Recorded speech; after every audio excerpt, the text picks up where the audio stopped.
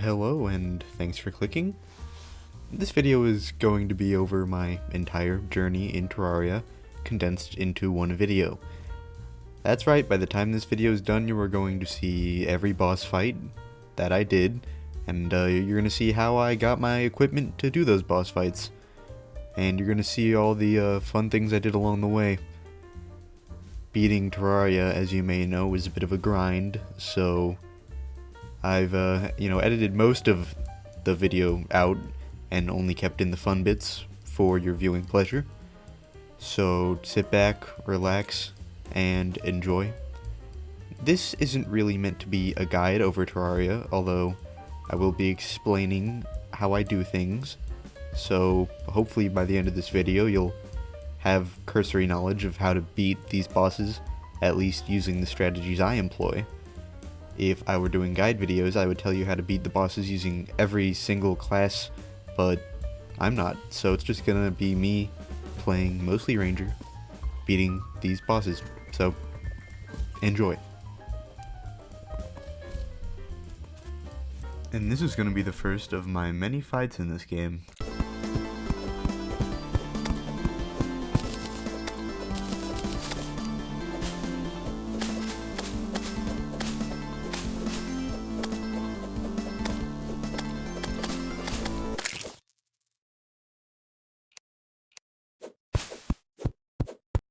Wasn't that exciting?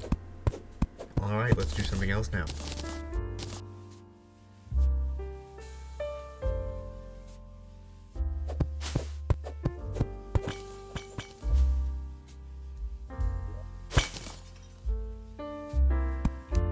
I found grenades in this chest. When you find grenades or any kind of explosive, a demolitionist will move in if you build a house for him. So that's pretty good for me. The cave was pretty shallow. After I got done exploring it, I built a few houses for the merchant, the guide, and the demolitionist to eventually move in. For those of you who don't know, I'll be explaining how Terraria NPCs work later in the video.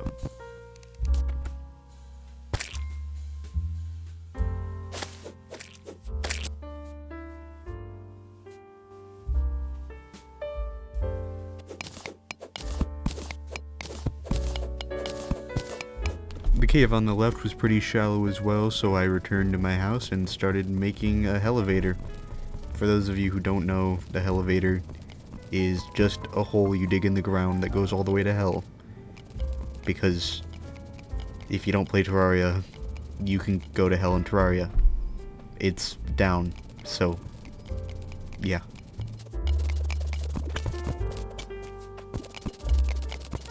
I had assumed that when I dug my elevator, I dug straight down, but that wasn't true. I actually deviated a little bit, which means if I jump down the pit, I end up hitting my ankle and dying, which is how the first death in the series happens.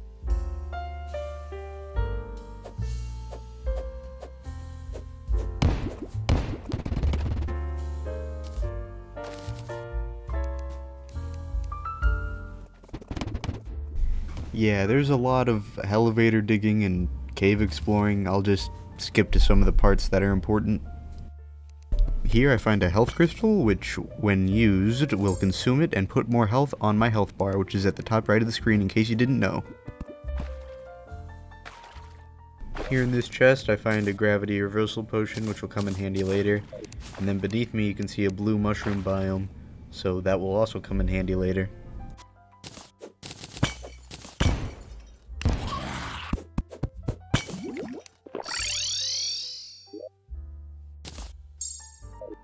In this chest I find a bracelet that lets me regenerate life faster, so that's going to be very useful.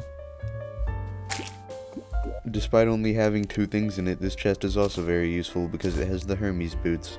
Equipping them will let me run really fast. I explore to the right of me. There's a desert. There's also a jungle.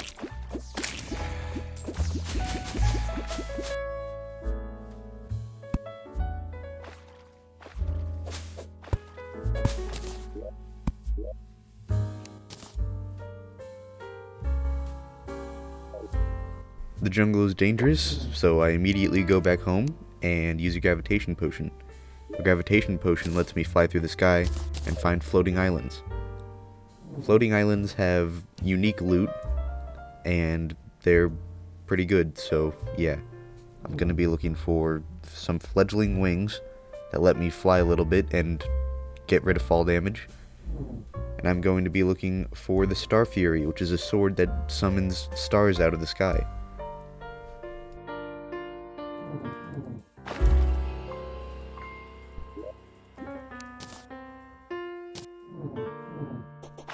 I find the Star Fury. I find the dungeon. I'll explore that later. I find a corrupted biome and the ocean, which in Terraria is the edge of the world.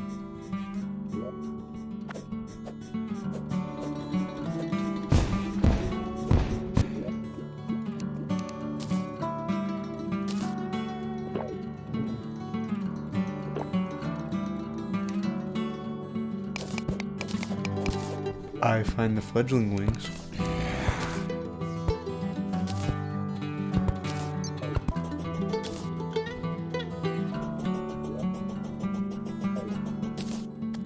I use some of the spelunker potions I've been finding to illuminate the treasure so I can find the heart crystals faster.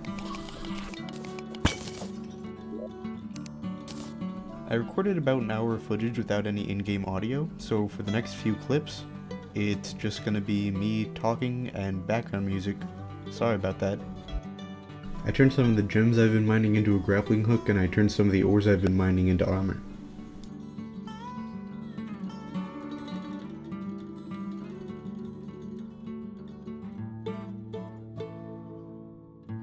I finally got enough health crystals to get my health up to max, which is 20 hearts. If you destroy a shadow orb with bombs in the underground corruption, you can get a gun. Getting a gun will allow the arms dealer NPC to move in. I built some houses for the arms dealer and the nurse to move in. The arms dealer is going to sell weapons and the nurse will heal me.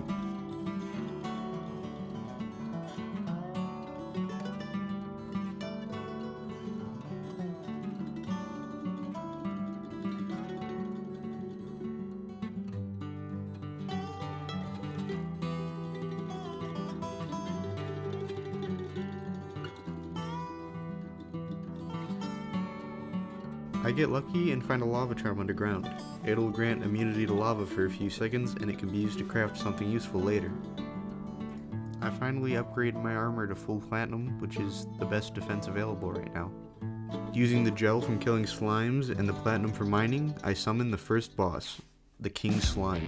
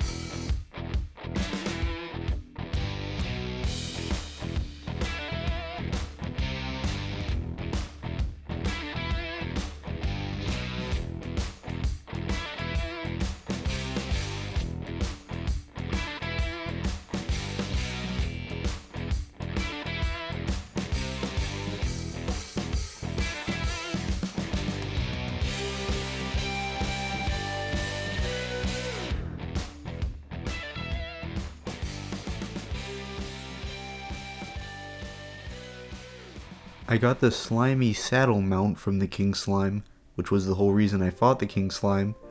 Luckily I got it first try. This is going to help us in the next boss fight. By the way, here's the next boss fight, Eye of Cthulhu.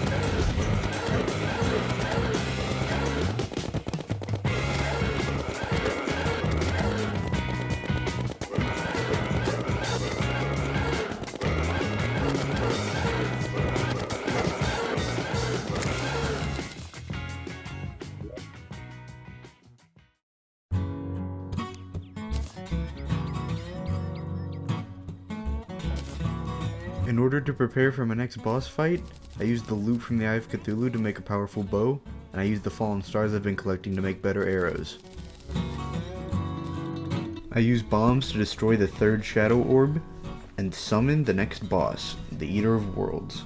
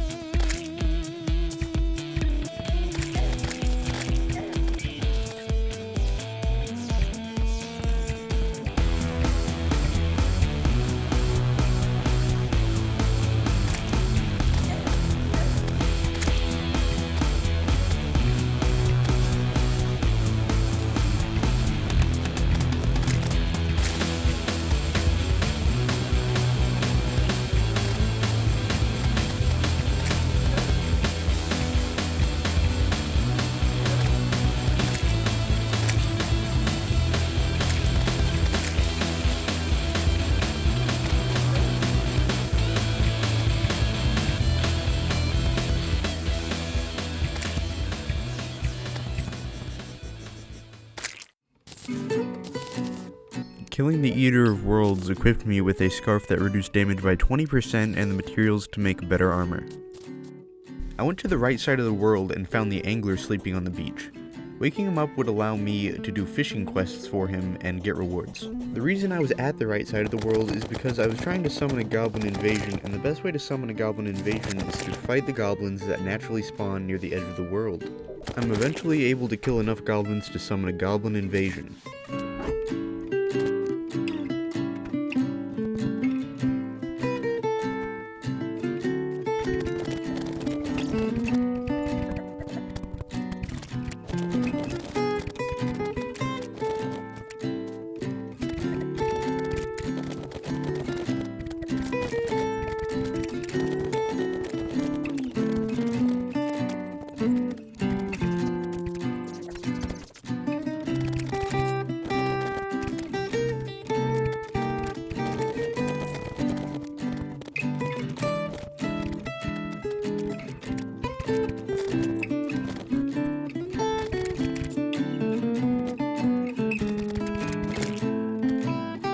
There are some NPC townsfolk that prefer to live in the snow biome, so I built some houses there for them.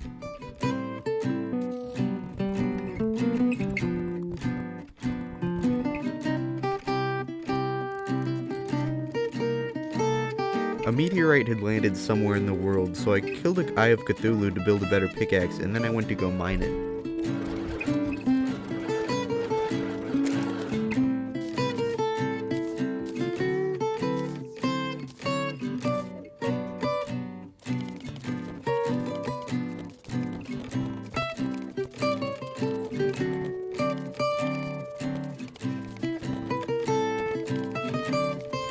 The meteorite allowed me to upgrade my minigun to a star cannon. Some NPCs prefer to live in the jungle, so I built some houses there for them. Defeating the goblin army allowed me to find the goblin scientist NPC, who sells all sort of useful things and allows me to upgrade my gear. I bought rocket boots from the goblin scientist and combined them with my Hermes boots so I can fly higher now. I go down my elevator into hell and use my obsidian skin potion I found to become lava resistant so I can mine the rare ore called hellstone, which is only found in hell under the lava.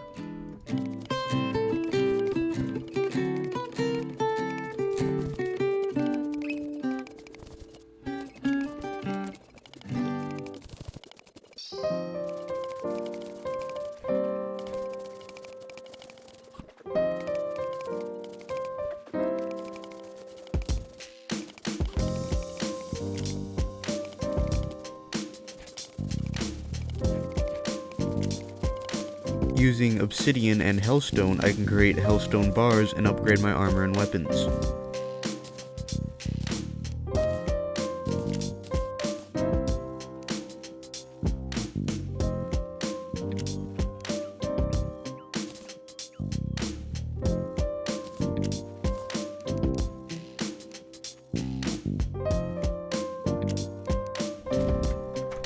I build a house in the cave for the same reason I've been building houses everywhere else. I keep paying the Goblin Tinkerer to reforge my star cannon, but I don't get a good enough reforge, so I kill the Eye of Cthulhu to get money to afford more reforges.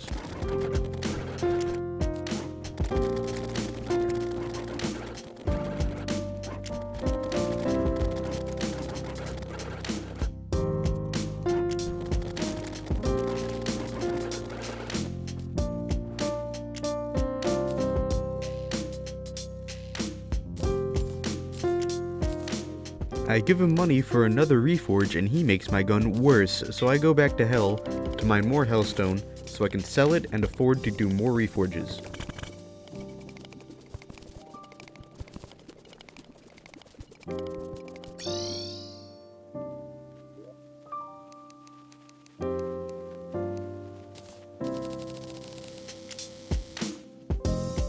I craft more molten gear and sell whatever hellstone I have left to afford more reforges.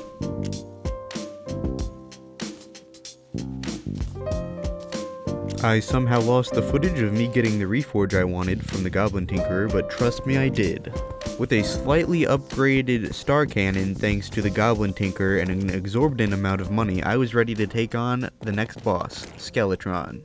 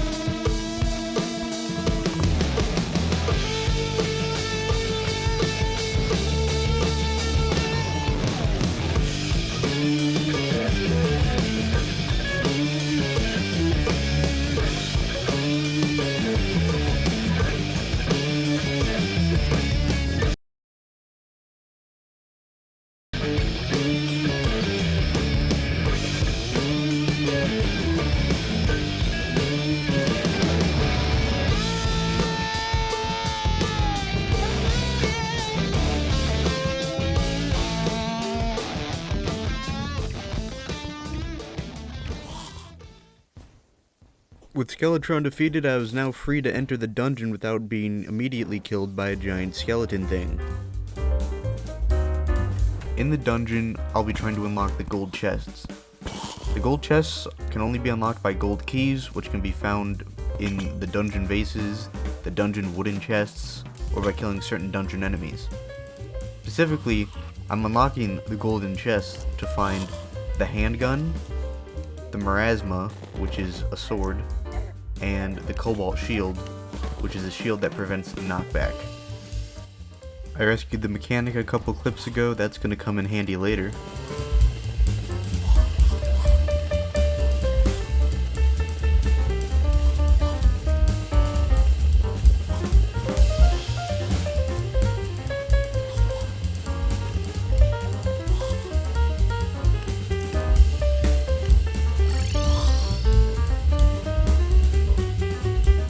I build a house for the mechanic next to the goblin because they like living next to each other.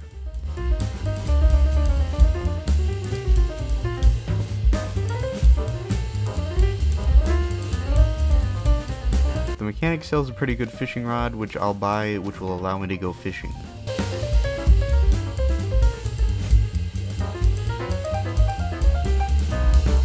I start a mission to catch a fish for the angler, which can only be found in the desert.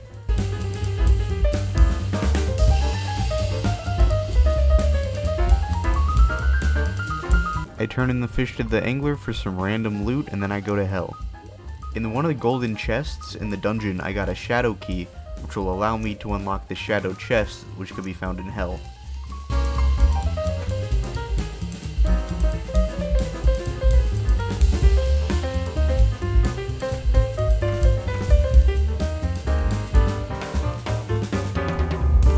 I do some more fishing quests for the angler. Keep in mind that it takes like 2 minutes to catch the fish, and then I have to sleep through the entire day to the next day, which takes about 5 minutes. So every 8 or 9 fishing quests takes about an hour.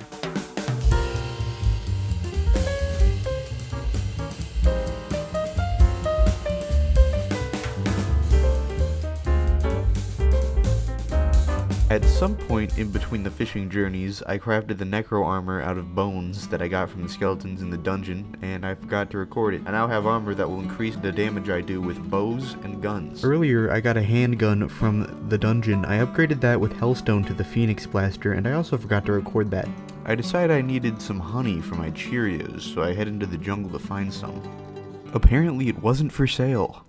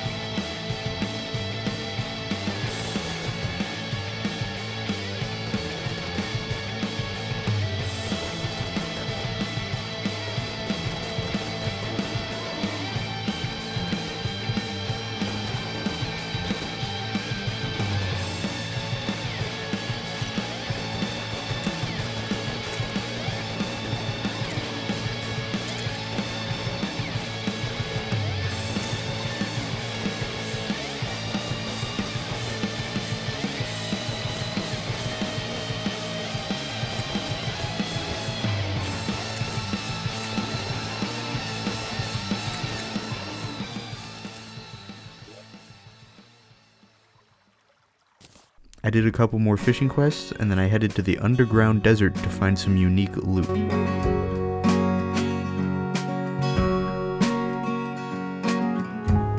I find the ancient chisel, which can increase my mining speed by 25%. I found the golfer NPC, finding him will allow him to move into a house. I find the magic conch, which can teleport me to the ocean at any time. I reforge my pickaxe to make it light, which will increase its mining speed along with the ancient chisel. I use my increased mining speed to dig around the jungle in search of the Circlet of the Wind. Before I can find the Circlet of the Wind, a random goblin army appears, so I decide to go to the surface to fight it.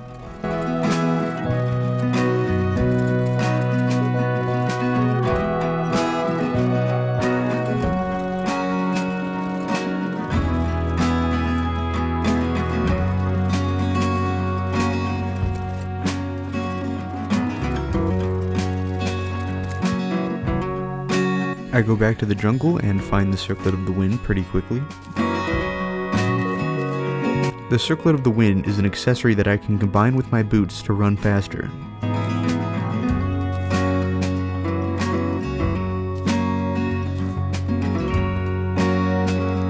I go into the ice caves to search for the ice skates, which is an accessory I can combine with my boots to walk faster on ice.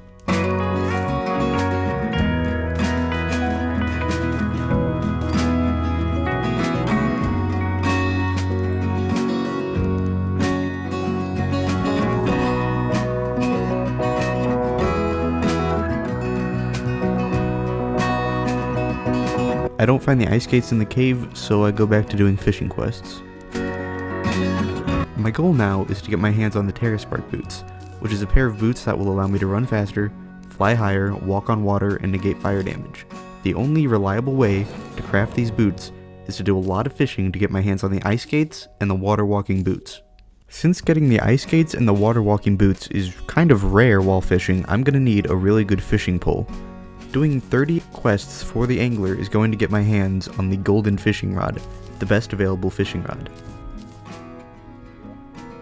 I eventually get the ice skates and combine them with my boots to make the Frostbark boots. I would just like to point out that you're seeing a time lapse of me opening the crates from fishing. You have no idea how long it actually took me to catch this many crates and open them. I fished for real life days, from the lowest dungeon to the highest sky island. I strayed out of thought and time, stars reeled overhead, and every hour felt as long as the life age of the universe. But it was not the end. I felt life in me again. So yeah, I eventually got everything I needed from fishing.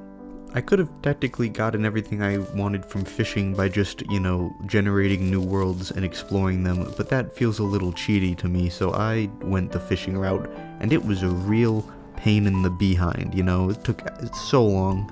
The worst part is it's completely RNG based, so someone else could try to fish for these things and get them in 5 minutes. So yeah, I eventually get the water walking boots, and that's enough fishing for me. The only thing left for me to get before I can craft the Terra Spark boots is the obsidian rose, which I can only get from killing imps. Now imps usually spawn only in hell, but I found an imp statue in a cave, and hooking that up to a pressure plate allows me to spawn imps at will, and kill as many of them as I want until I get the obsidian rose.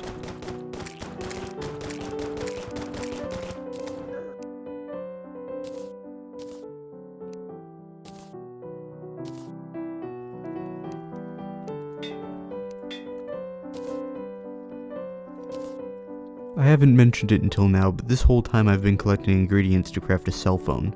The cell phone gives you like 20 pieces of information just by having it in your inventory, such as how fast you're moving, where you are, how much damage you're doing, what time is it, what's the weather like, how good am I at fishing, and so on. The reason I haven't brought it up until now is because it would take too long to explain how to craft it. Here's the crafting tree for it taken from the Terraria wiki.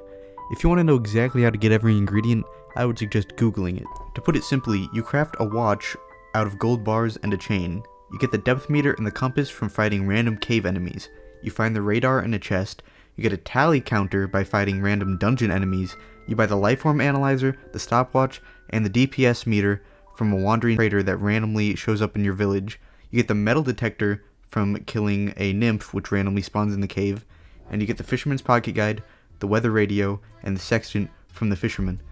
Then, you get a magic mirror from a random chest in a cave, and you combine all of that together to make the cell phone. What I was missing to make the cell phone is a compass, which I headed to the ice caves to fight the undead Vikings, as they have a 2% chance of dropping a compass.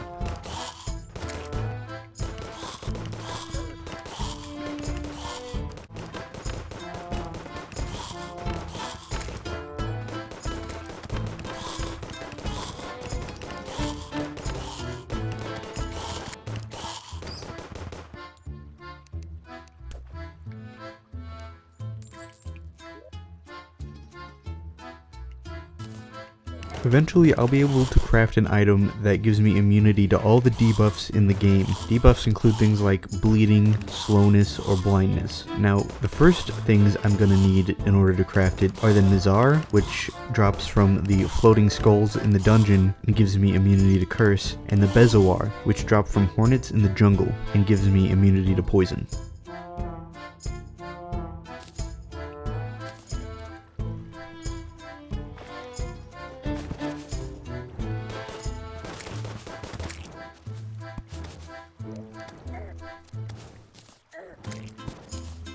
Now there's a biome in Terraria called the Corruption that will slowly spread through your world and make it uninhabitable for the NPCs. A way to counter the corruption is to build all of your cities very high in the sky where the corruption can't reach them.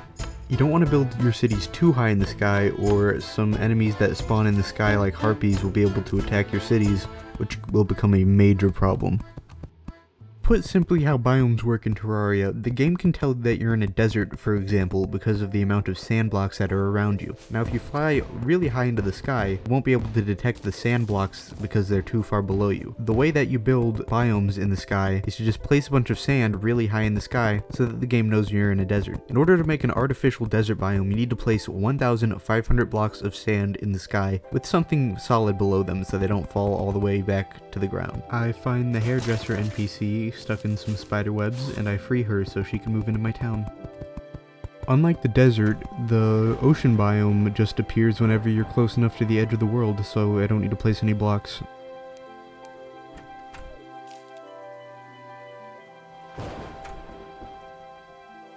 The snowy biome works exactly like the desert, except instead of sand, it's snow, so with 1,500 snow blocks, you can make a snowy biome.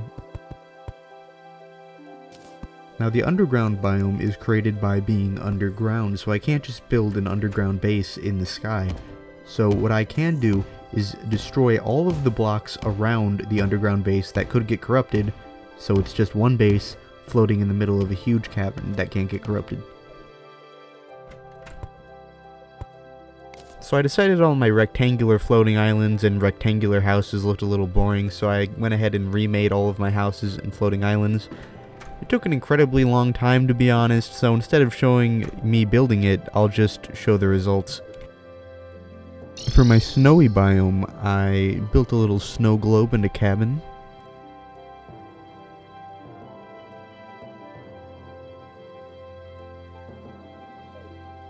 For my desert base, I just built an oasis on top of a pyramid. The pyramid is made out of sandstone blocks which can't get corrupted, so even though the desert island isn't floating, the corruption still can't reach it. Earlier in the video I said I would explain how NPCs work in Terraria, so now I will take the time to do that. This is not going to be an in-depth explanation, it'll in fact be the fastest explanation I can possibly give. You can obtain NPCs through various means, but basically if you fulfill an NPC spawn condition, it will spawn in a house that is empty. In order to make a valid house, it'll need walls behind it, it'll need a torch, it'll need to be of a certain size, it'll need a table, and it'll need a chair. And it'll need a door to get out of the house. Different NPCs have different spawn conditions. Some of them require you to get a certain item before they will spawn, such as the arms dealer needing you to find a gun before he will spawn, the demolitionist needing you to find an explosive before he will spawn, the nurse needing you to find a heart crystal before she will spawn, or the merchant needing you to get a gold coin before he will spawn. Others will spawn after a certain boss is defeated. For instance, the dryad will spawn after any boss is defeated, I think. The witch doctor will spawn after the queen bee is defeated, and that's pretty much all the examples of that I can think of. A lot of NPCs require you to find them somewhere and talk to them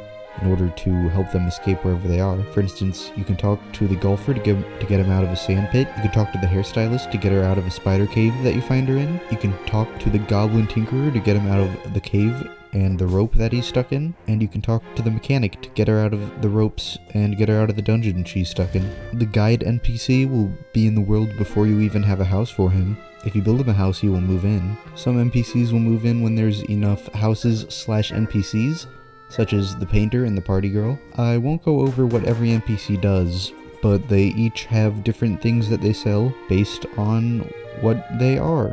So the demolitionist sells bombs, the nurse sells healing, and so on. Different villagers like to live next to certain other villagers, and they also like living in certain biomes. Putting villagers where they want to live will make them happier, which will give you better deals on buying things and selling things. And if a villager is happy enough, meaning that it is living next to someone that it likes to live to, and it is in the biome that it wants to live in, it will sell a pylon. A pylon is a giant floating crystal that lets you teleport from village to village. By placing a pylon in your village near the villagers, you can right-click the pylon to teleport to any other pylon on the map.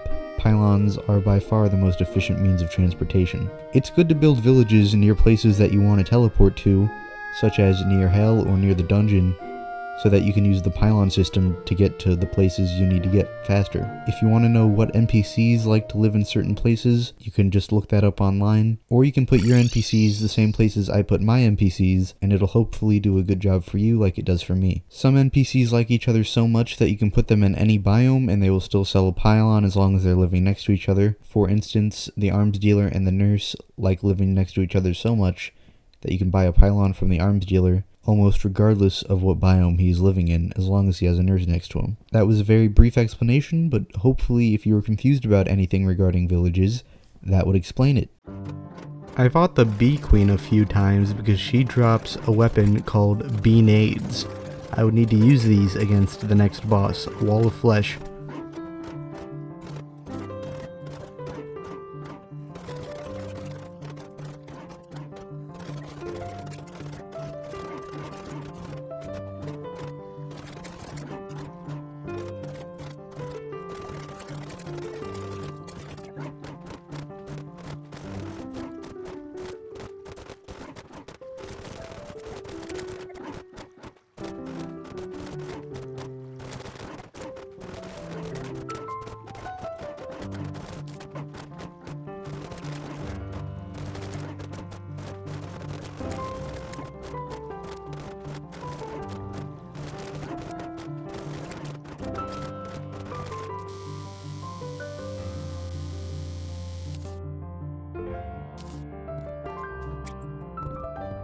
I built an arena, which is a huge bridge in hell, to fight the Wall of Flesh.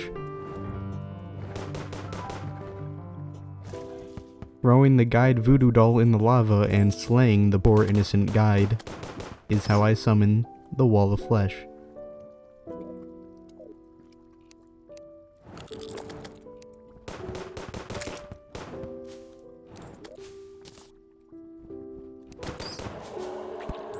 Let me mention a few things before I fight the Wall of Flesh. First off, thank you for making it this far into the video. This is my first video, so if you would recommend it to your friends, leave a like, comment what you thought of the video, or subscribe to see similar content, I would really appreciate that. I plan to make this type of content over other games like Don't Starve in Minecraft, but you can leave a comment if you'd like to see me come back to Terraria eventually, maybe playing a different class. Secondly, I need to explain what fighting the Wall of Flesh does to the game. Upon defeating the Wall of Flesh, more of the world gets corrupted, the corruption spreads rapidly, a new type of corruption called Hallowed appears, and all the enemies get much harder. Along with that, all the biomes get new, harder monsters to fight. This stage of the game is appropriately called Hard Mode. If you are playing Terraria and plan to defeat the Wall of Flesh, keep in mind the game is going to get several times more difficult.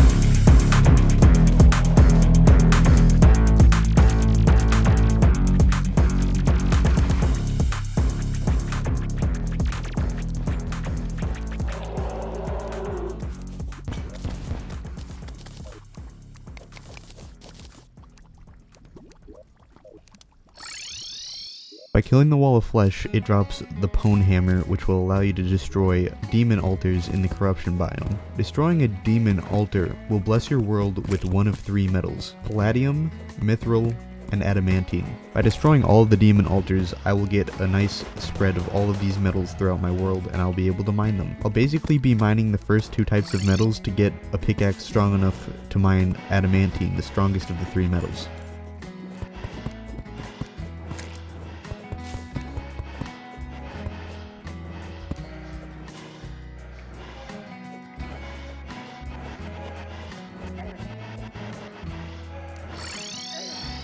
By consuming the demon heart that the wall of flesh drops, I will be able to equip an extra accessory, which is very useful. I use my Hellfire pickaxe to mine palladium. I use my palladium pickaxe to mine mithril. I upgrade my anvil to a mithril anvil, craft a mithril pickaxe, and use it to mine a lot of adamantine. After an hour of adamantine mining that I cut out of the video, I upgrade my forge to an adamantine forge and start smelting the adamantine. I only have enough adamantine to craft like 1 thing, so I go back to mining adamantine. I eventually mine enough adamantine to make a full set of adamantine armor. I crafted an adamantine crossbow and bought a pair of wings from the witch doctor for 1 platinum, but that video file got corrupted, so I don't have footage of me doing it, but I did, so yeah. There's an enemy in Terraria called a dark mummy that only spawns on sand that has been corrupted, so I go to a beach that's been corrupted and wait for them to spawn. I'm trying to get the dark shards they occasionally drop because I need them to craft a gun. I eventually get the 2 dark shards I need. I go to the underground corrupted biome because in the underground corrupted biome, anything that dies has a chance to drop an item called Souls of Night, which I need to craft the gun that I'm trying to make.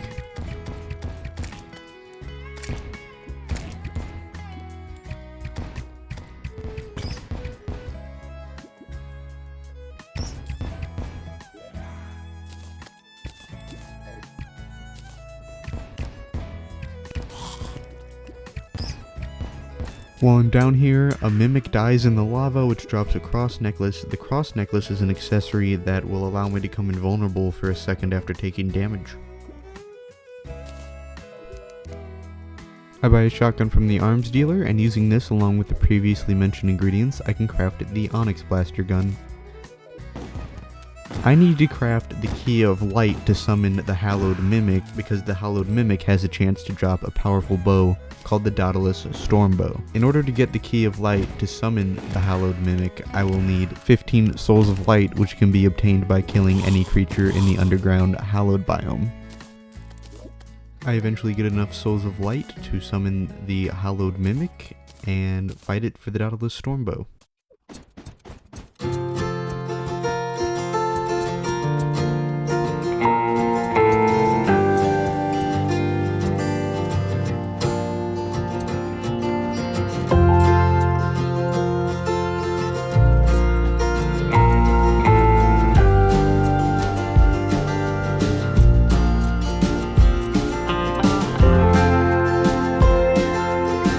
I actually get the Daedalus Stormbow first try, which is pretty lucky. You usually have to kill it a few times before it drops that.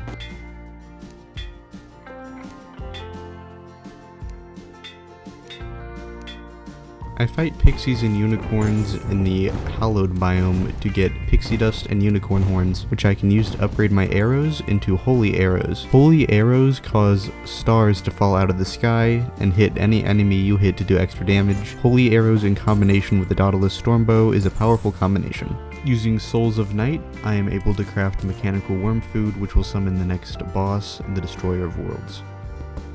I use regeneration, endurance, iron skin, and swiftness potions, as well as a seafood dinner in order to give myself buffs for the next boss fight. The seafood dinner is made out of fish, and in order to learn how to make potions, craft a bottle out of glass, fill it with water, and give it to the guide to ask him what you can make out of it. Well, here's the next boss fight, Destroyer of Worlds.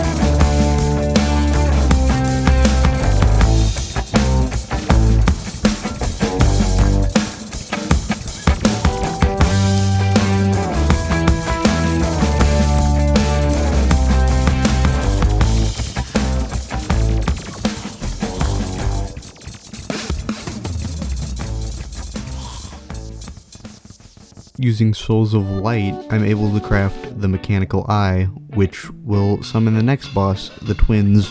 I mine crystals in the underground hallowed biome to turn my bullets into crystal bullets, which will deal more damage than normal bullets. Using the loot from the Destroyer of Worlds, along with the Mini Shark and illegal gun parts from the arms dealer, I make the Mega Shark machine gun.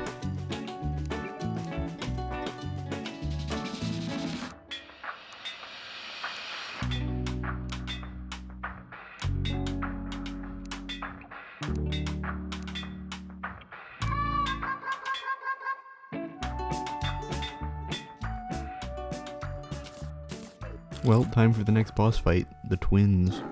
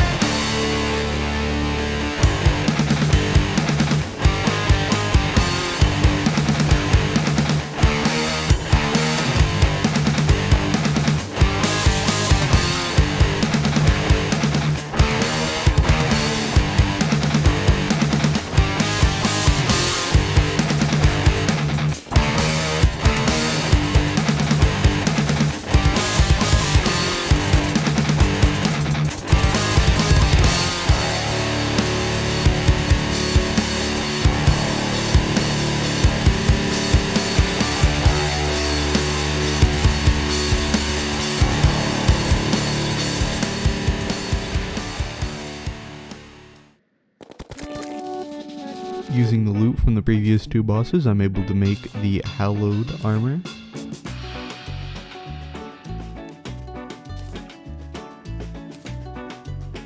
Using Souls of Night and Souls of Light, I make the Mechanical Skull to summon the next boss, Skeletron Prime.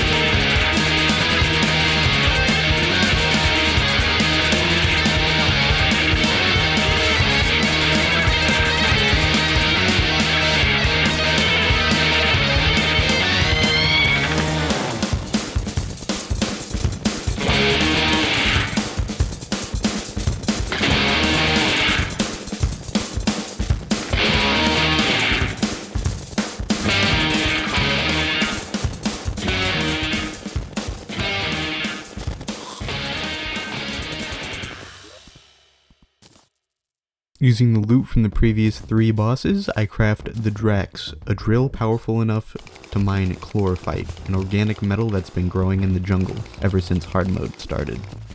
While mining chlorophyte in the jungle, I also find life fruit, a fruit which when consumed will increase my life by 5 HP per fruit. I can gain a maximum of an extra 100 health by finding 20 of the life fruits. After a long time of mining chlorophyte and finding the occasional life fruit, I finally get enough chlorophyte to make a full set of chlorophyte armor.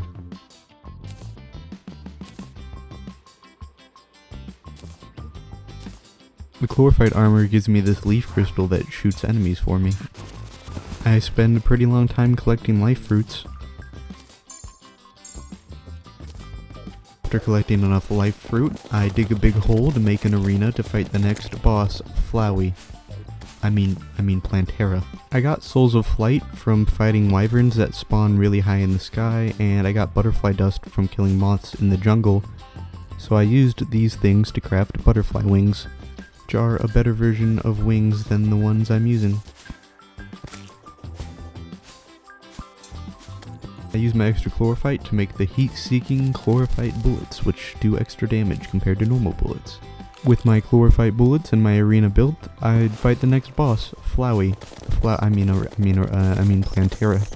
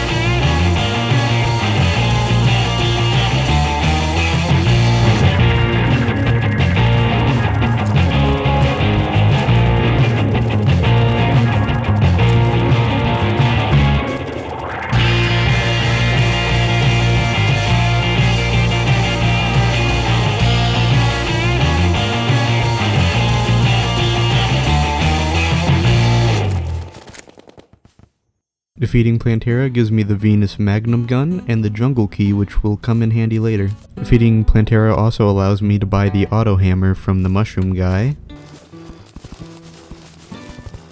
With the auto hammer and blue mushrooms, I can turn my chlorophyte bars into shroomite and then make shroomite armor.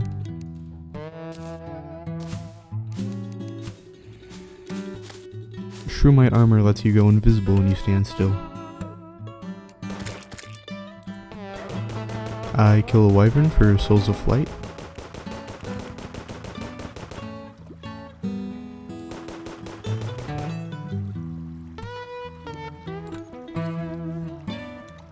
With Shroomite and Souls of Flight, I make the hoverboard, which lets me fly better. I kill a tactical skeleton in the dungeon to get the tactical shotgun.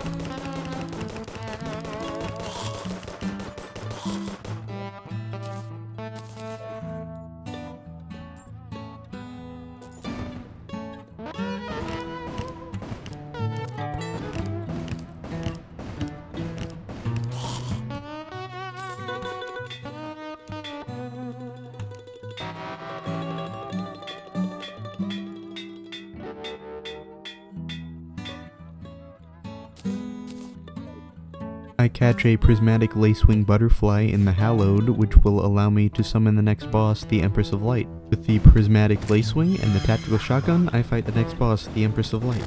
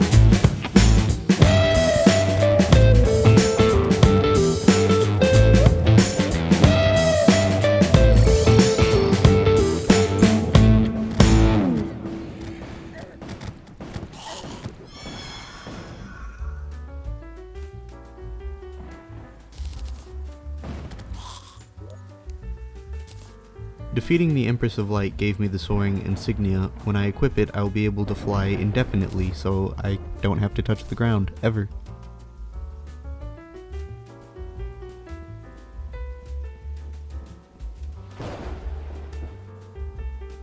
I catch some truffle worms in the blue mushroom biome.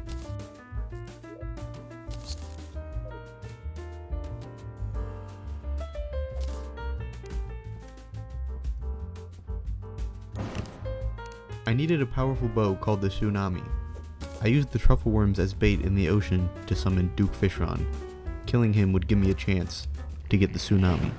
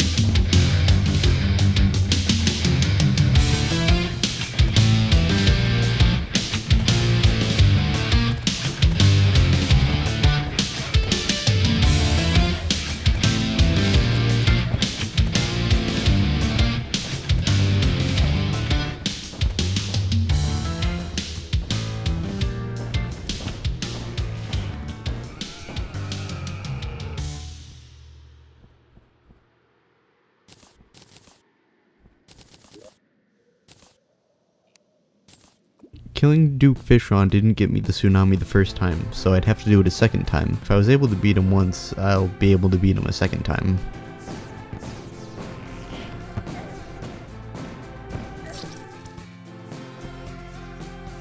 Okay, well, third time's the charm.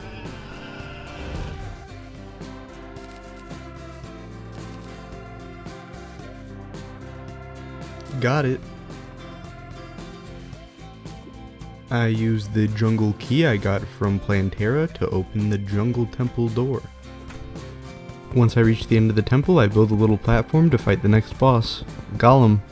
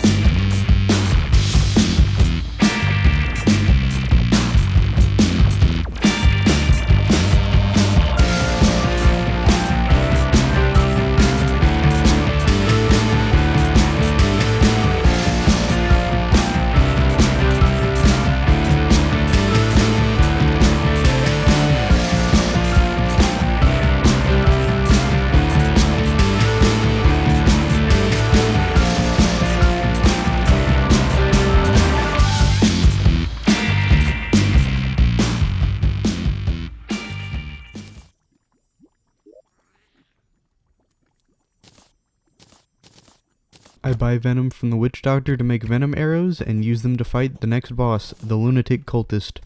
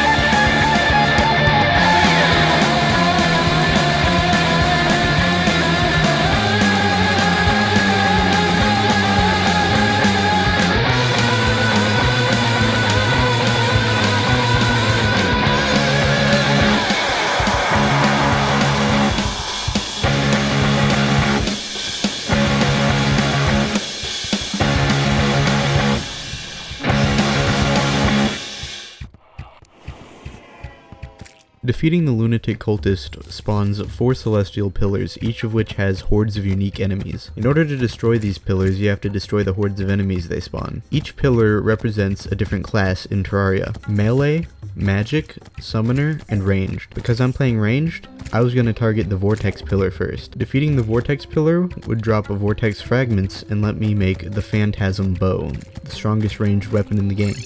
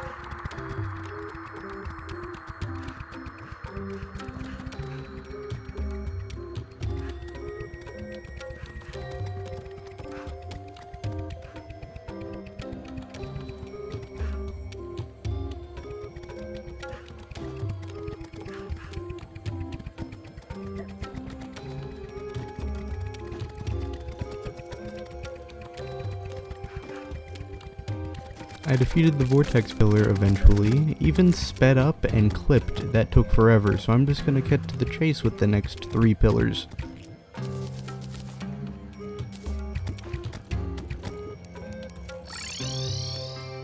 With the vortex fragments, I was able to make the Phantasm, the most powerful ranged weapon in the game.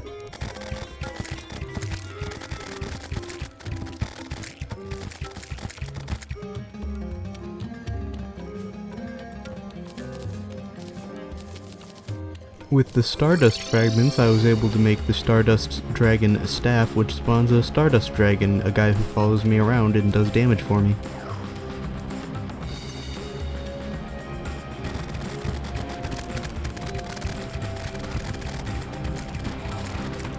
Destroying the 4th and final pillar, the solar pillar, would spawn the last boss, Moonlord.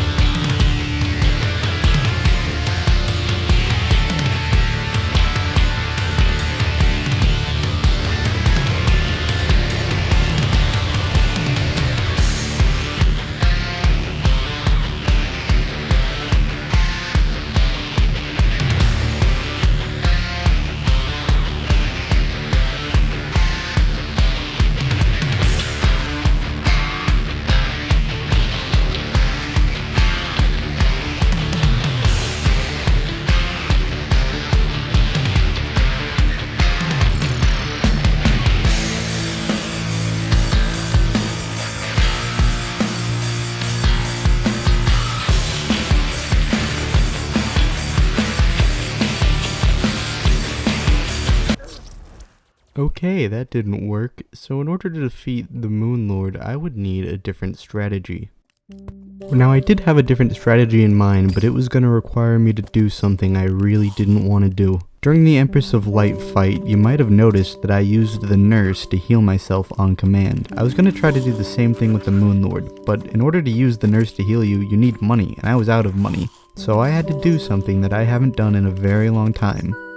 Go fishing again. I'm not gonna bore you with the details, but opening crates gives me a lot of money, so I went fishing for a while. I'm not even gonna show a compilation, just trust me, it happened. Anyway, I eventually got enough money to reforge my bow with the Goblin Tinkerer and have a bunch of platinum left over to spend on healing. So I destroyed the Lunatic Cultist again, and I destroyed the last Star Pillar again. And now it was time to defeat Terraria's last boss, the Moonlord. For real this time.